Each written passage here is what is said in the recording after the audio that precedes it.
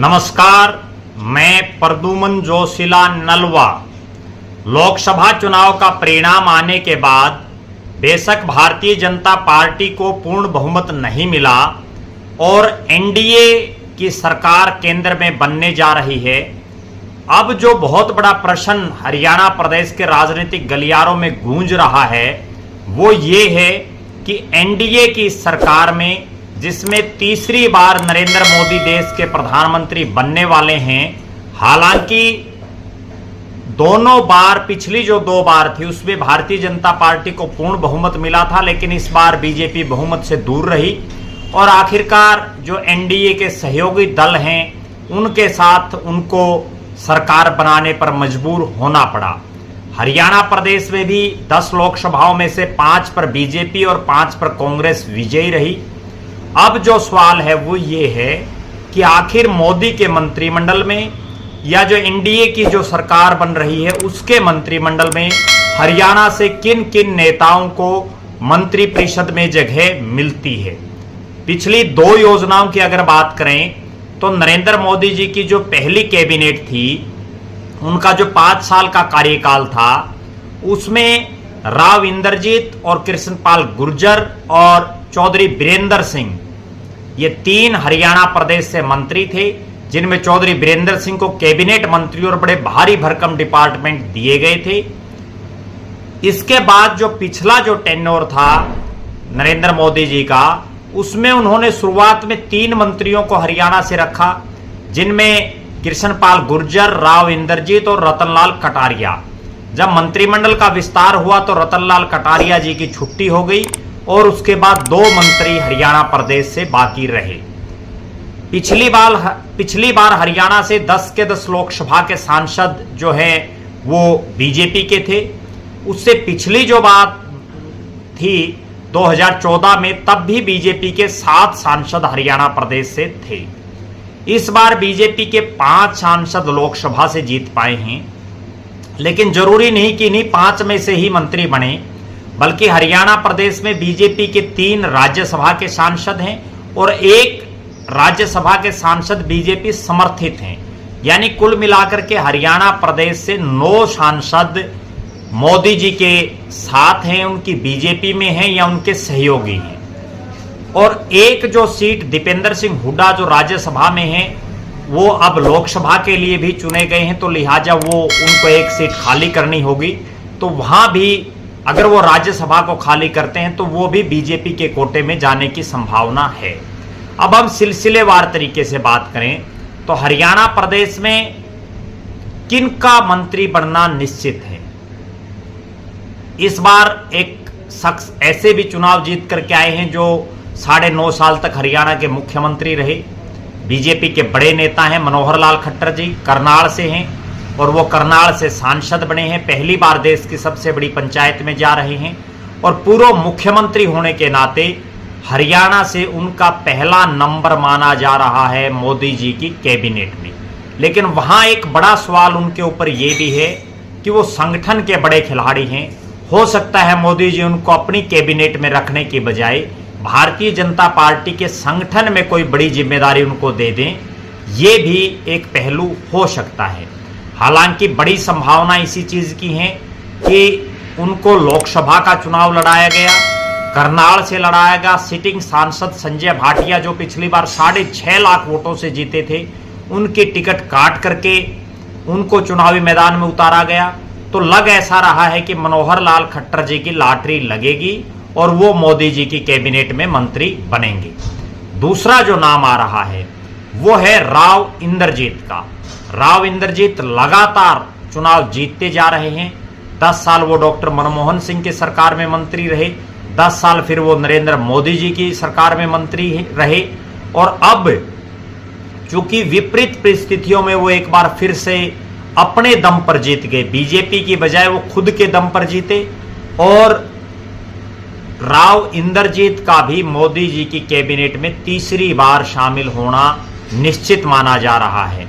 ये 2 शख्स, और इस बार हो सकता है राव इंद्रजीत की प्रमोशन भी हो जाए, क्योंकि उनको लगातार राज्य मंत्री और राज्य मंत्री स्वतंत्र प्रभार रखा गया है। अभी तक उनको कैबिनेट जो केंद्रीय मुख्य जो कैबिनेट है उसमें उनको जगह नहीं मिली है। अब बात करते हैं कि हरियाणा प्रदेश से क्या ये 2 ही मंत्री बनेंगे या तीसरे किसी शख्स की भी बारी आ सकती है।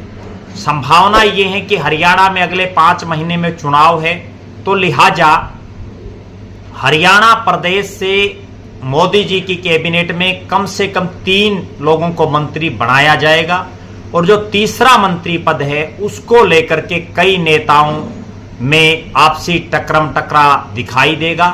सबसे बड़ा जो दावेदार नजर आ रहा है वो दावेदार नजर आ रहा है, चूंकि पिछली जो कैबिनेट थी मोदी जी की उसमें हरियाणा से किसी जाट चेहरे को उन्होंने जगह नहीं दी, जिसकी वजह से हरियाणा प्रदेश का जो जाट वर्ग है वो बीजेपी से रुष्ट रहा और हरियाणा में मुख्यमंत्री भी गैर जाट है। उस लिहाज से हरियाणा प्रदेश का जो जाट वोटर है उसने कहीं ना कहीं लोकसभा के इन चुनाव में बीजेपी को बड़ी संख्या में सबक सिखाने का काम किया। अब जाट मंत्री कौन हो उस पर बड़ा सवाल है। हरियाणा प्रदेश से 2 जाट सांसद देश की संसद में बीजेपी का प्रतिनिधित्व कर रहे हैं, जिनमें एक लोकसभा में तीसरी बार गए चौधरी धर्मवीर सिंह हैं और दूसरे पहली बार सांसद बने और अपने जीवन काल में एक ही बार विधायक बने सुभाष बराला है। अब मेरा ऐसा मानना है कि अगर किसी जाट नेता को केंद्रीय मंत्रिमंडल में जगह हरियाणा से मिलती है तो वो जगह मिलेगी चौधरी धर्मवीर सिंह को, जो भिवानी महेंद्रगढ़ लोकसभा क्षेत्र से लगातार तीसरी बार सांसद बने हैं और इस बार तो वो बड़ी विपरीत परिस्थितियों में संसद में पहुंचे हैं। लिहाजा चौधरी धर्मवीर सिंह वो तीसरे शख्स हो सकते हैं जिनको हरियाणा से देश जो नरेंद्र मोदी जी के जो कैबिनेट में है उसमें प्रतिनिधित्व मिल सकता है। हालांकि यहाँ एक बड़ा दावा कृष्णपाल गुर्जर का भी है जो पिछले 10 साल से मंत्री हैं, लेकिन मंत्री रहते हुए कोई वो बहुत बढ़िया परफॉर्मेंस भी उनकी नहीं रही और दूसरा वो जो है अब ऐसा लग रहा है कि उनकी जगह किसी नए चेहरे को मौका दिया जा सकता है, क्योंकि नरेंद्र मोदी जी लगातार जो है नए नए लोगों को अपनी कैबिनेट में भी और विभिन्न राज्यों के मुख्यमंत्री के तौर पर तवज्जो देते रहे हैं।